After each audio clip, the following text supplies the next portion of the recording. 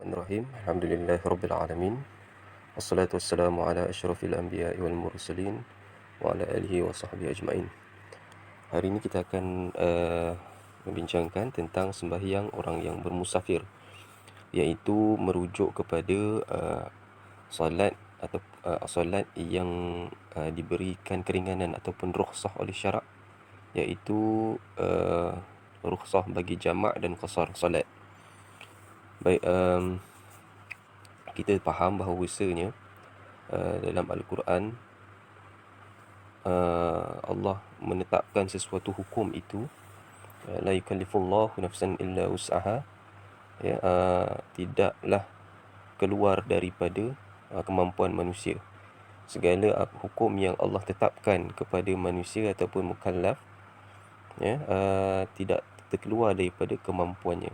Ataupun bukan sekadar mukallaf, secara umumnya manusia ini, apa-apa syariat yang diturunkan oleh Allah semuanya atas kemampuan manusia, ya. Jadi secara umumnya setiap ibadah ataupun suruhan ketaatan kepada Allah ini mampu untuk kita laksanakan, ya, baik solat, puasa dan sebagainya. Tapi ada beberapa keadaan, ya, secara umumnya semua orang disuruh ataupun diperintahkan untuk menjalani ketaatan kepada Allah.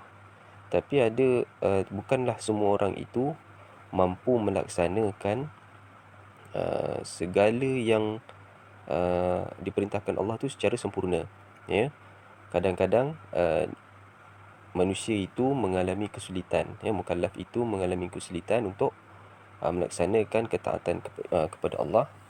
Jadi Allah dengan Maha pengasih dan penyayangnya tidaklah membebankan manusia itu sehingga manusia itu tidak mampu untuk melaksanakan ketaatan kepada perintah Allah, ya, tidaklah sebegitu, ya. Makanya Allah telah meletakkan keringanan ataupun kelonggaran, ya, kepada mukallaf ataupun manusia itu, supaya dalam apa jua keadaan mereka masih mampu untuk melaksanakan ketaatan kepada perintah Allah, ya. Jadi kat sana ada suruhan ataupun larangan kepada mukallaf daripada Allah Subhanahu taala. Kemudian sekiranya manusia tak mampu melaksanakan ketaatan tersebut, maka kat sana ada keringanan, ya, rukhsah-rukhsah yang diberikan oleh syarak. Baik, jadi banyak rukhsah yang syarak berikan kepada manusia, tapi kita cuba fokuskan, ya, kepada dua jenis rukhsah yang diberikan Allah, ya, kepada mukallaf, iaitu qasar salat, iaitu memendekkan salat ataupun mengurangkan bilangan rakaat salat daripada 4 rakaat kepada 2 rakaat. Juga rukhsah jamak salat, iaitu menghimpunkan dua waktu solat, ya, dua solat di dalam satu waktu, ya, iaitu hanyalah merujuk kepada solat zuhur dan asar dijamakkan, dihimpunkan sama ada di waktu zuhur ataupun di waktu asar. Juga maghrib serta isyak, ya, dihimpunkan di dalam salah satu waktu, maghrib ataupun isyak, ya. Tidak boleh kita himpunkan asar bersama maghrib, ataupun isyak bersama subuh, ataupun subuh bersama zuhur, ya. Kenapa? Sebab itulah yang ditunjukkan oleh Nabi sallallahu alaihi wasallam, iaitu di mana Nabi sallallahu alaihi wasallam apabila mengambil rukhsah jamak ataupun qasar, Nabi sallallahu alaihi wasallam menunjukkan sedemikian, iaitu menghimpunkan zuhur dan asar, kemudian maghrib serta isyak, ya. Tidak pula Nabi sallallahu alaihi wasallam itu menunjukkan maghrib serta asar dihimpunkan, tak. Jadi kita tak boleh suka-suka. Jadi kita melakukan apa yang telah diajar oleh Nabi sallallahu alaihi wasallam. Baik, syarat sah solat qasar. Jadi secara umumnya kita tahu apa itu solat qasar, iaitu memendekkan bilangan rakaat solat daripada 4 rakaat kepada 2. Jadi dia tidak berlaku kepada solat yang mempunyai 3 rakaat serta 2 rakaat, ya. Sebab kita lakukan apa yang ditunjukkan oleh Nabi sahaja, ya. Nabi tak pernah melakukan solat 3 rakaat ataupun solat maghrib dipendekkan rakaatnya, tak pernah berlaku macam tu. Ataupun solat subuh dipendekkan rakaatnya, tak pernah berlaku macam tu. Apa yang pernah berlaku, apa yang ditunjukkan oleh Nabi sallallahu alaihi wasallam, iaitu bagi solat-solat yang mempunyai 4 rakaat sahaja. Namun di sana ada syaratnya. Syarat untuk kita melakukan solat qasar ni, syarat sahnya. Macam mana kita sah untuk kita melaksanakan solat qasar tu, Yang pertama, hanya sah ketika musafir. Dalam mazhab kita, mazhab Syafi'i, solat qasar ini hanyalah berlaku kepada musafir sahaja. Jadi musafir ni maksudnya orang yang berpergian lah, orang yang berpergian daripada tempat tinggalnya kepada satu tempat yang lain yang jauh, yang secara umumnya jarak yang kita pegang di dalam mazhab Syafi'i bagi seseorang yang musafir, yang dibenarkan ke atasnya rukhsah-rukhsah di dalam pemusafiran, iaitu musafir yang mempunyai jarak perjalanannya 2 marhalah ataupun bersamaan lebih kurang 90 km. Ada pendapat yang mengatakan kurang lagi 83 pun ada, mungkin 85 pun ada, tapi kita ambil jarak yang selamat biar kita lebih yakin dalam melaksanakan ibadah tersebut, ibadah kita, iaitu kita ambil 90 km. Itu jarak 2 marhalah, lebih kurang. Yang keduanya, kita sah solat qasar kita sekiranya kita bermusafir itu setelah keluar daripada sempadan tempat tinggal kita, sempadan tempat tinggal kita, ataupun sempadan qaryah kita, sempadan perkampungan kita, dah masuk kampung orang lain ataupun dah masuk daerah orang lain, barulah sah kita melaksanakan solat qasar. Sekiranya kita masih berada dalam sempadan kampung kita, qaryah kita, ataupun sempadan daerah kita, tak boleh lagi kita melaksanakan solat qasar. Syaratnya kita sudah keluar daripada solat qasar itu berlaku di luar sempadan tempat tinggal kita. Yang ketiga, tidak berniat tinggal di tempat yang dituju lebih 3 hari dan tidak termasuk hari. Okey, ini sekiranya kita sudah sampai, kita nak solat qasar. Contoh kita musafir sejauh 2 marhalah ataupun lebih daripada 2 marhalah. Sekiranya kita sampai, adakah kita boleh lagi melakukan qasar solat yang dibenarkan oleh syarak tu, Zuhur, Asar serta Isyak, boleh tak? Kita kena lihat dulu ke mana tempat yang kita tuju tu. Yang pertama, bukanlah tempat yang kita tuju itu tempat yang kita hendak bermukim, iaitu tinggal lebih daripada 3 hari. Yang keduanya, bukanlah tempat yang kita tuju itu tempat kita ataupun tempat yang kita sampai itu tempat kita bermastautin, iaitu memang tempat tinggal kita. Jadi kalau tak ada kalau tak ada dua perkara ni, maka kita dibenarkan solat mengqasarkan solat, Zuhur, Asar serta Isyak selama kita berada di situ. Jadi kita dah ada hala tuju semasa kita nak musafir tadi, sebelum tu, tempat yang kita nak tuju tu adakah tempat tinggal kita. Sekiranya bukan, maka berapa lama kita nak tinggal di tempat tersebut. Sekiranya lebih daripada 3 hari, kita niat untuk tinggal di situ lebih daripada 3 hari, maka kita sampai sahaja di tempat yang kita nak tuju tu, maka dah tak boleh dah solat qasar. Contohnya kita nak duduk di sana selama 4 hari, ataupun 5 hari ataupun 6 hari, senang kata 4 hari ke atas lah, 4 hari, 5 hari dan ke atas. Kiranya kita memang dah awal-awal niat untuk tinggal di sana lama, lebih daripada 3 hari, maka sampai sahaja masa kita musafir tadi, sampai sahaja di tempat kita nak tuju itu, maka kita dah tidak ada rukhsah untuk memindikkan sembahyang itu ataupun mengqasarkan sembahyang itu. Tidak termasuk hari masuk dan hari pulang. Maksudnya, contohnya hari ini kita musafir, maka hari ini juga kita sampai di tempat yang kita nak tuju, maka hari ini tidak dikira sebagai hari yang pertama. Hari yang pertama tu masuk hari hari esok. Contohnya hari ini hari Rabu Contohnya kita musafir pagi, kita balik mana, contoh kita bukan balik lah, kita berjalan pergi ke utara contohnya, ya, ke Perlis contohnya. Petang sampai, pagi tolak, petang sampai. Jadi petang tu masih lagi hari Rabu, ya. Jadi hari ni tidak dikira sampainya kita pada tempat itu tetap pada hari yang sama. Hari yang sama kita bertolak ni contohnya lah, contoh. Saya tak tahulah perjalanan daripada tempat kita ke Perlis tu berapa lama contohnya kan. Mungkin lebih lama lagi. Ini contoh, kalau kita tolak pagi satu tempat, sampai di satu tempat yang kita nak ada tuju tu petang, ya, lebih pula daripada 2 marhalah, maka hari yang kita tolak tu dan hari yang kita sampai tu tidak dikira sebagai hari yang pertama. Hari kita sampai tu tidak dikira hari pertama. Hari Rabu petang tu tidak dikira sebagai hari pertama. Hari yang pertama iaitu bermula daripada hari Khamis. Jadi 3 hari tu bermula daripada hari Khamis, Jumaat, Sabtu. Ya. Dan juga hari keluar. Hari keluar pun tak dikira. Kita ambil satu contoh macam ni. Kita kena tetapkan hari Rabu ni kita nak pergi satu tempat, contohnya Perlis ataupun tempat lain, Langkawi ataupun Pulau Pinang dan sebagainya. Katalah dari Melaka ke Pulau Pinang. Jadi pagi, petang sampai. Jadi kita nak duduk Pulau Pinang tu berapa hari?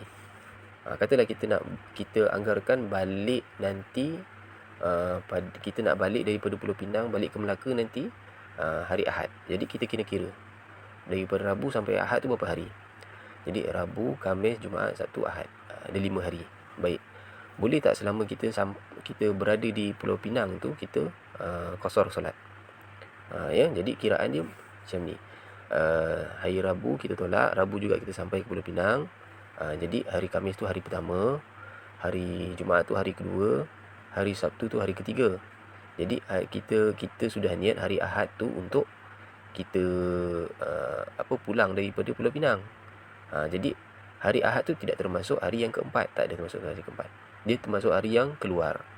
Kita nak keluar. So seolah-olah syarak berikan 5 hari untuk kita jamak qasar. Seolah-olah syarat memberikan kita qasar serta jamak, ya, selama 5 hari seolah-olah. Sebab hari masuk tidak dikira sebagai hari pertama, hari keluar tidak dikira sebagai hari yang ketiga.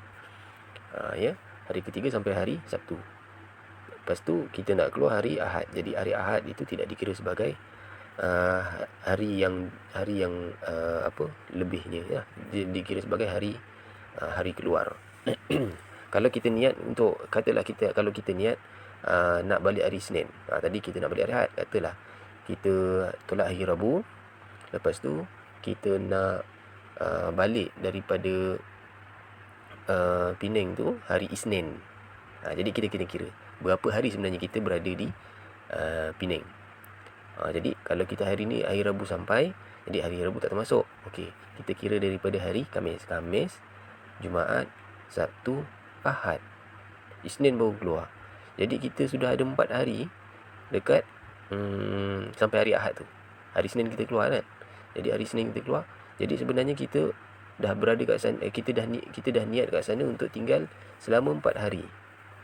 Jadi sampai hari Ahad. Lepas tu hari Isnin baru kita keluar. Jadi ini sudah dikira sebagai 4 hari. Maksudnya kita sudah berniat menetap di sana selama 4 hari. Jadi bila kita sudah berniat untuk menetap di sana selama 4 hari, maka bermula daripada hari kita sampai hari Rabu tu, hari Rabu petang tu kita sampai Penang, kita dah tak boleh dah ambil rukhsah jamak ataupun qasar, sebab kita sudah niat untuk tinggal di Penang selama lebih daripada 3 hari. Ada orang salah sangka macam ni. Selagi mana kita kat sana, katalah walaupun kita duduk 5 hari, 6 hari dekat satu tempat kita musafir, hari pertama, hari kedua, hari ketiga tu boleh jamak dan qasar. Hari keempat tak payah dah. Bukan macam tu pemahamannya, ya. Jadi dia kira 3 hari tu 3 hari betul-betul kita menetap, lepas tu kita keluar. Bukan 3 hari tu kita niat nak tinggal kat sana 5 hari, lepas tu 3 hari pertama tu kita boleh jamak dan qasar. Itu salah, ya. Itu salah. Tidak sah perbuatannya tu. Jadi kita kena lihat, kita kena niat berapa hari kita nak duduk di satu tempat. sekiranya dalam tempoh masa 3 hari ataupun kurang 3 hari masih dibolehkan jamak dan qasar, tidak termasuk hari masuk dan hari keluar. Tapi sekiranya kita nak menetap di satu tempat lebih daripada 3 hari, maka sampai-sampai sahaja tidak boleh lagi mengambil rukhsah jamak ataupun qasar. Sewaktu perjalanan tu bolehlah jamak dan qasar kan. Masa kita nak pergi Penang ataupun balik daripada Penang tu boleh, sebab itu namanya musafir. Tapi kalau kita niat lebih daripada 3 hari untuk menetap di satu tempat, maka sampai-sampai je kita tidak dinamakan sebagai musafir, ya, kita dah dinamakan sebagai bermukim. Baik. Yang keempat, tidak menjadi makmum kepada orang. Sekiranya kita hendak berjemaah, tapi kita nak solat jamak, solat qasar, solat 2 rakaat, ya. Jadi kita tidak boleh berjemaah ataupun menjadi makmum kepada orang yang sembahyang. Orang tu status dia bermukim. Maksudnya kalau orang yang bermukim tu mestilah sembahyang 4 rakaat, ya. Jadi kita ni musafir. Contohlah kita berhenti di sesuatu perhentian, ya. Makanya kita dah tahu dah dia contohnya di surau tu, di masjid. Di masjid lah kita ambil contoh, di masjid. Dia sembahyang asar. Confirm lah di masjid tu sembahyang asar 4 rakaat. Jadi kita ni nak sembahyang 2 rakaat. Kita memang dah niat nak sembahyang 2 rakaat. Jadi kita tak boleh menjadi makmum kepada jemaah imam tersebut yang sembahyang 4 rakaat. Ya. Tapi kalau kita menjadi imam, ya, kita yang sembahyang 2 rakaat ni menjadi imam kepada orang yang sembahyang 4 rakaat, itu tak ada masalah. Boleh. Tapi kita tak boleh jadi makmum kepada orang yang sembahyang 4 rakaat ataupun orang yang bermukim. Seterusnya jamak solat, iaitu menghimpunkan dua solat di dalam satu waktu. Ya, jadi ada yang dinamakan dengan jamak taqdim dan jamak takhir. Jamak taqdim iaitu kita solat di waktu yang pertama. Jamak takhir iaitu kita solat pada waktu yang kedua. Ya, contohnya maghrib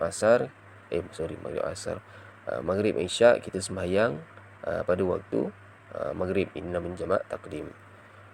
Kalau kita sembahyang maghrib dan isyak di waktu isyak, maka dinamakan jamak takhir. Begitulah juga zuhur dan asar. Baik.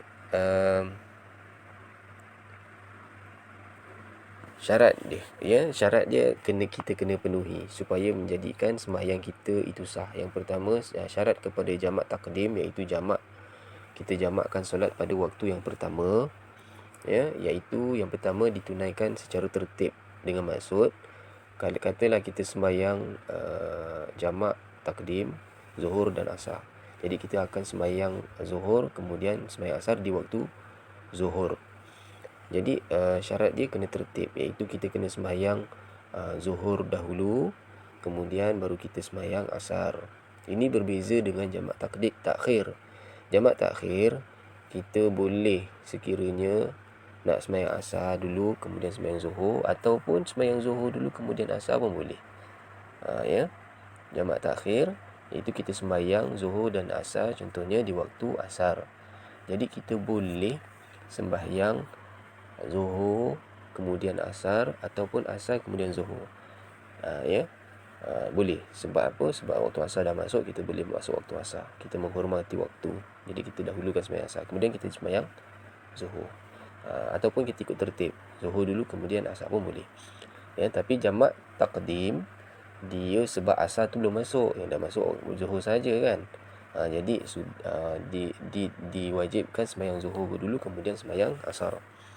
Yang kedua, berniat jamak untuk menunaikan solat yang kedua ke dalam waktu yang pertama sebelum selesai solat pertama.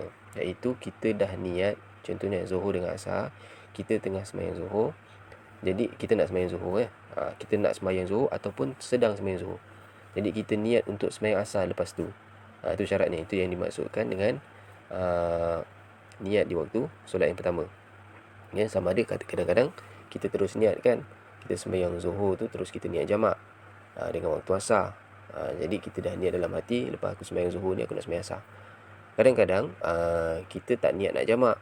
Ya, kita tak niat jamak, mungkin kita terlupa yang kita ni boleh solat jamak, jadi kita sembahyang zuhur macam biasa, tak niat nak jamak pun.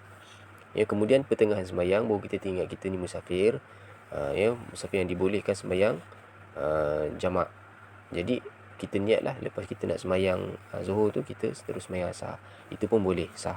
Selagi mana kita berniat, kita terlintas dalam hati kita tu kita nak buat solat jamak tu sebelum tamat, sebelum habis solat Zuhur tu. Kalau maghrib dengan isyak, sebelum habis sembahyang maghrib tu, sebelum bagi salam yang pertama, kita dah ada niat nak solat jamak. Ya, itu syaratnya. Tapi kalaulah kita dah selesai solat, baru kita terfikir, baru teringat yang kita ni boleh jamak qasar, jamak sembahyang, lepas tu dah sembahyang, dah bagi salam dah, Assalamualaikum, baru teringat kita ni boleh jamak. Lepas tu kita niat nak sembahyang asar terus, waktu tak boleh. Macam tu tak boleh. Ya, itu tak boleh. Tapi kalau syaratnya dia kena niat untuk sembahyang jamak sebelum selesai solat yang pertama. Seterusnya ditunaikan secara mualat, iaitu berturut-turut, iaitu selesai sembahyang yang pertama terus bangkit buat solat yang kedua. Tidak boleh diselangi dengan perkara-perkara yang tidak tidak diharuskan oleh syarak, bercakap ke, berbual ke, ya, makan ke, ya. Selesai sembahyang Zuhur, tadi niat jamak dah masa sembahyang Zuhur tu. Lepas tu kita makan dulu, kita jawab telefon dulu, kita tengok TV dulu contohnya. Lepas tu baru kita sembahyang Asar. Ataupun kita tak buat apa-apa, kita diam, tapi diamnya lama sangat. Ya, diamnya lama sangat sehingga putus berturut-turut tu waktu yang secara adatnya dah terputus lah. Kita boleh tengok lama sangat kita duduk ni, tak boleh. Lama tu memutuskan mualat ataupun berturut-turut tu. Ya, duduk lama, diam, tidur ke apa, lepas tu baru bangkit untuk sembahyang yang kedua, sembahyang Asar. Macam tu juga sembahyang Maghrib dan Isyak. Ya, jadi syarat jamak takdim iaitu selesai sahaja solat yang pertama terus bangkit untuk solat yang kedua. Tapi kalau diselangi dengan perkara-perkara yang dibenarkan oleh syarak, ya, tak ada masalah. Contohnya pakai serban ke, contohnya iqamah ke, contohnya ambil wuduk ke, itu dibenarkan oleh syarak. Jadi tidak putus mualat. Jadi boleh terus sembahyang yang kedua, sembahyang Asar ataupun sembahyang Isyak bagi Maghrib dan Isyak. Ya, berbeza dengan jamak takhir. Jamak takhir, selesai sembahyang pertama, kita boleh sembahyang yang kedua tu dilewatkan pun tak apa. Jadi kita buatlah apa-apa perkara pun, nak mandi ke, nak makan ke, nak berbual ke, lepas tu baru kita sembahyang yang kedua. Boleh, sah kalau jamak takhir. Tapi kalau jamak takdim, tak boleh. Perjalanannya berterusan sehingga dia berada dalam keadaan sembahyang yang kedua. Ya, perjalanannya berterusan sehingga dia berada dalam keadaan sembahyang yang kedua. Ini bagi maksud kepada sekiranya kita sembahyang jamak tu di atas kapal, contohnya, kapal laut contohnya. Jadi sementara kita sembahyang tu, kapal tu bergerak, pastikan dah ada kita jamak sembahyang tu, kedua-dua sembahyang pertama dan sembahyang kedua, Maghrib dan Isyak ataupun Zuhur Asar. Dah sembahyang yang kedua tu masih lagi kita berada dalam keadaan musafir. Maksudnya kita belum sampai lah tempat ada tuju tempat tinggal kita contohnya, ya, tempat kita bermukim.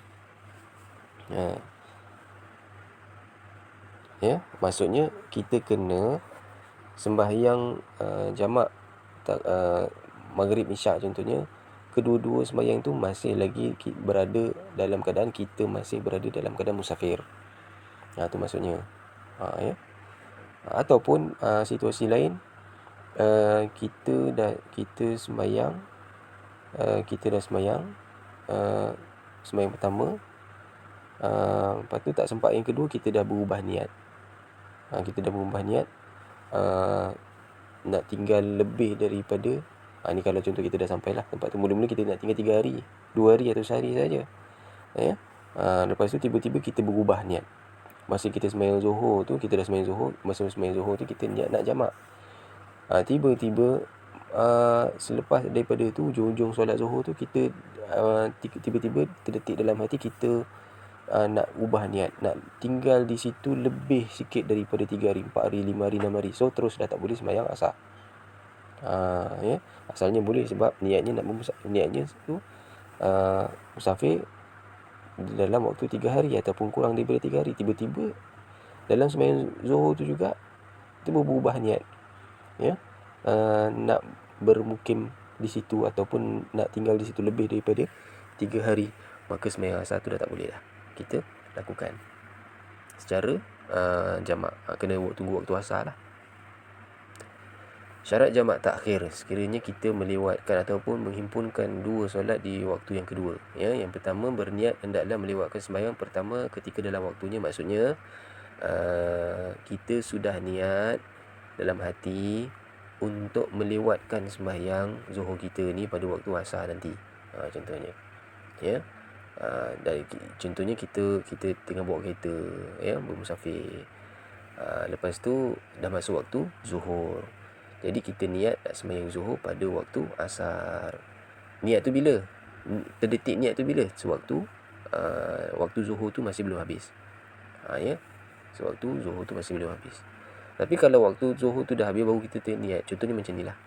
Contohnya kita naik kereta. Lepas tu kita nak sembahyang Zuhur, tapi tak sampai-sampai lagi RNR. Ya, tak sampai-sampai lagi RNR. Ni dah masuk waktu Zuhur dah ni. Jadi kita nak sembahyang Zuhur, tak sampai-sampai lagi RNR. Jumpa RNR tak jumpa. Ya. Ataupun terlepas RNR. Jadi kita nak sembahyang Zuhur ni, memang niat sembahyang Zuhur pada waktu Zuhur. Tiba-tiba tak sempat nak sembahyang Zuhur pada waktu Zuhur. Dah masuk waktu asar. Ya. Maka kita tak berniat nak sembahyang Zuhur pada waktu asar. Ini yang dimaksudkan. Berniat hendaklah melewatkan sembahyang pertama ketika dalam waktunya. Ya, maksudnya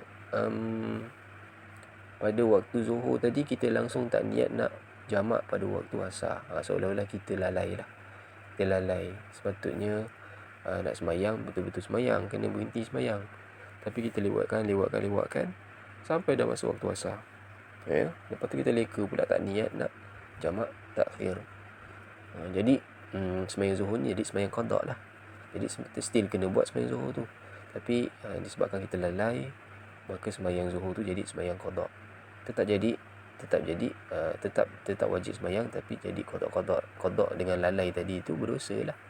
Ya, kalau qada dengan tak lalai, tak sengaja tu lain cerita. Ni memang kita lalai, berniat tapi tak buat. Sampailah masuk waktu asar. Ya, jadi tak nama jamak lah, nama sembahyang Zuhur tu jadi Zuhur qada.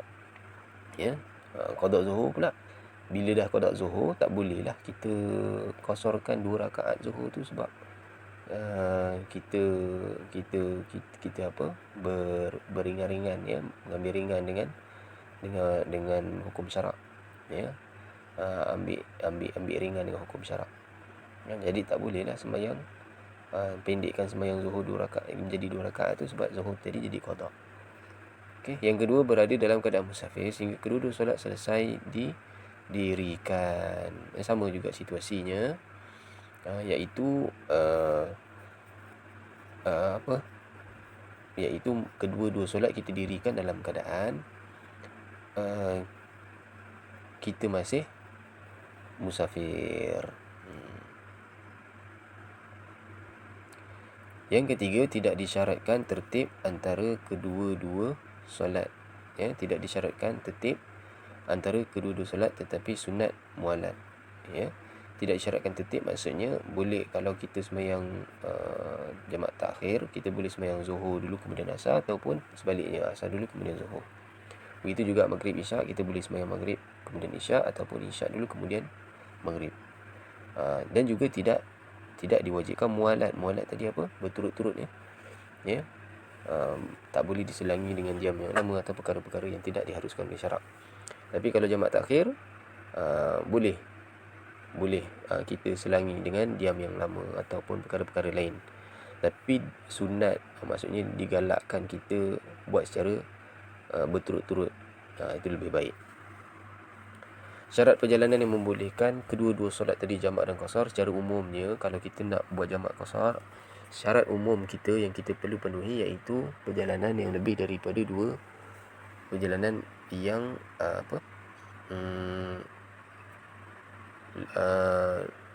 dua marhalah, ya, perjalanan yang mempunyai jaraknya dua marhalah. Dua marhalah ni banyak pendapat di kalangan para ulama. Ada yang mengatakan 81 km pun sudah cukup, jadi dua marhalah.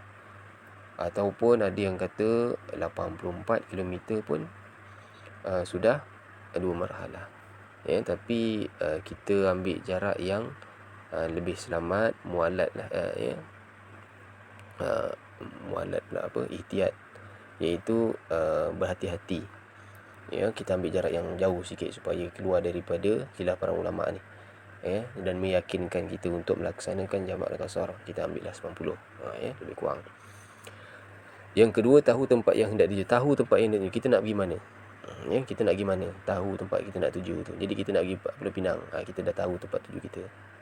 Ada ke orang musafir yang tak tahu ada tuju? Ada juga orang yang pergi jalan, tapi dia sendiri tak tahu yang dia tu nak pergi mana. Dia jalan je, dia kata saja tengok-tengok kan. Jalan, dia ikut je, tak tahu nak pergi mana. Jadi bila tak tahu nak pergi mana, macam mana kita nak ukur jarak tu? Kecuali kalau dah memang jauh, daripada tempat tinggal kita sampailah tempat kita, jalan tadi tu memang jauh betul, barulah boleh jamak dan qasar. Tapi selama mana sebelum tu dia tak tahu mana dia nak pergi, kerana ukuran jarak ukuran jarak tu tidak dapat dipastikan, maka tak boleh jamak dan qasar. Yang ketiga, perjalanan bukan tujuan maksiat. Bukan niat kita bermusafir tu untuk bermaksiat. Maksiat ni maksudnya perkara yang diharamkan oleh syarak lah.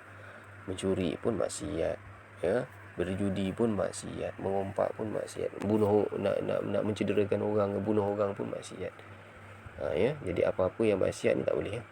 Tapi kalau benda yang harus boleh, pergi melawat orang, pergi melawat saudara, pergi kita kata pergi riadah ke, apa-apa yang diharuskan oleh syarak tu boleh. Tengok bola ke, boleh, tak ada masalah. Yang tak boleh merumpak ke, mencuri ke, pergi disko ke, pergi jauh-jauh semata-mata nak pergi disko, berhenti tengah jalan, berhenti kat R&R, sembahyang jamak dan qasar. Awak nak pergi mana? Saya nak pergi KL. Buat apa ke KL? Nak pergi disko. Habis pergi sini buat apa kat R&R ni? Nak sembahyang. Sembahyang jamak qasar. Tak boleh. Kalaupun dia tu masih lagi taat dengan Allah untuk melaksanakan solat, maka disebabkan niat dia tadi maksiat, maka dia masih lagi ada tanggungjawab untuk solat, tapi solatnya tidak boleh mengambil keringanan. Tak boleh ambil ringan. Okey. Tidak boleh diringankan, tidak boleh diringankan, tidak boleh mengambil rukhsah tu. Sebab niat tadi maksiat. Baik, kemudian tajuk yang seterusnya iaitu solat jenazah. Jadi solat jenazah ni berbeza dengan solat-solat yang lain, sebab dia tidak memenuhi 13 rukun solat. Solat jenazah iaitu dengan 4 takbir tanpa rakaat. Jadi secara umumnya ke atas jenazah itu wajib kita laksanakan beberapa perkara, yang antaranya memandikan jenazah, mengkafankan jenazah, mensolatkan jenazah, serta mengebumikan jenazah. Itu wajib ke atas orang hidup untuk melaksanakannya. Jadi kita cuba fokus kepada solat solat jenazah, iaitu yang pertama kita niat untuk solat sunat jenazah, dengan lafaz bahasa Arab pun boleh, dengan lafaz bahasa Melayu pun boleh. Lepas tu dalam hati, asalkan dalam hati tu niat nak sembahyang jenazah. Kena tentukanlah lelaki ke perempuan jenazahnya. Jadi yang pertama niat dalam hati. Semasa niat tu bila? Semasa takbir lah, macam biasa. Macam solat-solat biasa. Dan dalam keadaan berdiri. Rukunnya yang kedua iaitu berdiri. Sunat imam berdiri dekat kepala jika lelaki, iaitu sunat imam berdiri dekat kepala jenazah. Jenazah tu diletakkan di hadapan imam, kemudian disembahyangkan jenazah tu. Imam tu kedudukannya di sebelah kepala jika jenazah tersebut lelaki. Tapi kalau jenazah tersebut perempuan, imam berada di tengah-tengah anggota badan, iaitu punggung. Yang ketiga, 4 takbir, wajib takbir 4 kali, iaitu takbir yang pertama baca Fatihah, lepas tu takbir yang kedua, selepas takbir yang kedua Allahu Akbar, baca selawat ke atas Nabi, paling tidak pun Allahumma salli ala Sayyidina Muhammad, itu pun dah memadai. Kemudian takbir yang ketiga, doa kepada jenazah, Allahumma ighfir lahu warhamhu wa'afihi wa'fu anhu, kan? Yang paling pendeknya. Yang panjang tu boleh juga, lagi bagus. Wa akrim nuzulahu wa wasi' madkhalahu dan sebagainya. Lepas tu takbir yang keempat. Takbir yang keempat tu rukun. Jadi disunatkan baca takbir yang keempat, Allahumma ighfir lahu, Allahumma la tahrimna ajrahu wa la taftina ba'dahu waghfir lana wa lahu wa li ikhwanina alladhina sabaquna bil iman wa la taj'al fi qulubina ghillan lil ladzina amanu rabbana innaka ra'ufur rahim. Contohnya, hu tu bagi lelaki. Kalau perempuan, ha lah, Allahumma ighfir laha warhamha wa'afiha wa'fu anha. Allahumma la tahrimna ajraha wa la taftina ba'daha dan sebagainya. Kalau ramai jenazah tu, kita pakai hum, Allahumma ighfir lahum warhamhum wa'afihim wa'fu anhum. Kemudian selepas daripada takbir yang keempat, maka rukun yang seterusnya iaitu memberi salam dan berdoa sebelum memberi salam. Allahumma la tahrimna ajrahu wa la taftina ba'dahu waghfir lana wa lahu wa li ikhwanina alladhina sabaquna bil iman rabbana wa la taj'al fi qulubina ghillan lil ladzina amanu rabbana innaka ra'ufur rahim. Kemudian kita ada solat Jumaat. Solat Jumaat ini pun penting kita tahu. Solat Jumaat adalah solat yang diwajibkan ke atas mukallaf. Dia adalah sunat fardu ain, dia bukan fardu kifayah. Dia fardu ain, iaitu wajib ke atas individu. Beza dengan solat jemaah. Fardu kifayah, ada orang dah buat, kita lepas tanggungjawab dah. Tapi kalau solat Jumaat dia fardu ain, semua orang kena buat. Sekiranya cukup syarat. Yang pertama Islam, yang kedua berakal, tak gila, ataupun kanak-kanak, budak kecil, lelaki, perempuan taklah balik. Kalau kanak-kanak atau budak kecil yang belum balik tu, maka tidak wajib. Merdeka, semuanya sekarang merdeka. Sihat, maksudnya boleh mampu untuk melaksanakan sembahyang di tempat di tempat yang disediakan, masjid ke surau ke dan sebagainya. Serta wajib ke atas mastautin ataupun bermukim, orang yang bermukim ataupun mastautin. Bermukim ni maksudnya tinggal di satu tempat ni lebih daripada 3 hari. Mastautin ni maksudnya tempat tinggal kita, memang di tempat tinggal kita, di Kuala Sungai Baru contohnya, di Majid Tanah contohnya, di Gombak contohnya, dan sebagainya. Maka tempat tinggal kita, maka kita namakan sebagai kita pemastautin lah di tempat tersebut, maka wajib jugalah, fardu ain.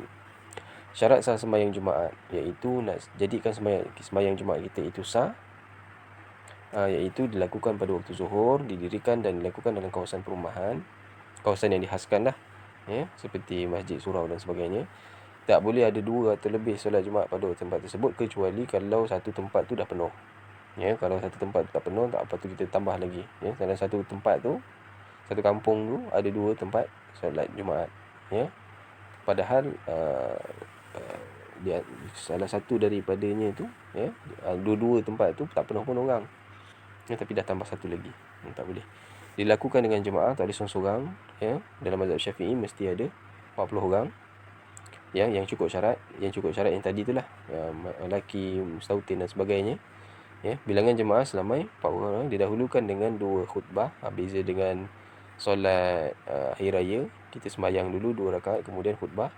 Tapi sembahyang Jumaat 2 khutbah dulu kemudian 2 rakaat. Khutbah disyaratkan didengari oleh 40 orang atau lebih. 40 orang lah, disyaratkan 40 orang. Kalau ada pekak ke bisu, katalah cukup-cukup 40 orang makmumnya, termasuklah imam. Ya, ada seorang tu pekak, maksudnya dia tak dengar. Tak sah juga, tidak cukup syarat sembahyang Jumaat tu. Ya. Cukup 40 orang dari mula khutbah sehingga selesai sembahyang. Kalau tiba-tiba kurang, pun tak sah juga sembahyang Jumaat tu. Wallahu taala alam. Sampai sini dulu kita punya perbahasan. InsyaAllah kita bincangkan topik-topik yang lain pada waktu akan datang. Assalamualaikum warahmatullahi wabarakatuh.